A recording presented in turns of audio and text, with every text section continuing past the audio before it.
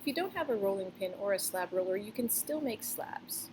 I like to start with a piece of cloth and a cut-off piece of clay, and you're going to just slam it down on the table, on your fabric, in this direction, okay? Don't slam it downwards. You have to go in a sweeping motion. So the force of inertia is going to flatten it.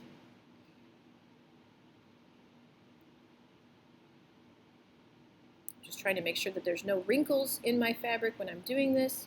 This is a slab of porcelain. It's fresh out of the bag. I actually prefer to start my slabs this way because I like the rhythm of it and it helps it feel more natural to me.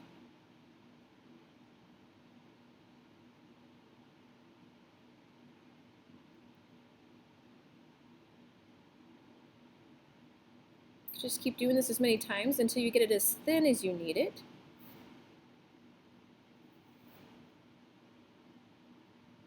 This is a good thickness for a slab. It's a little thinner than 1/4 of an inch thick.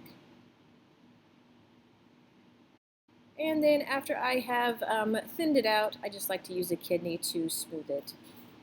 Thanks for watching.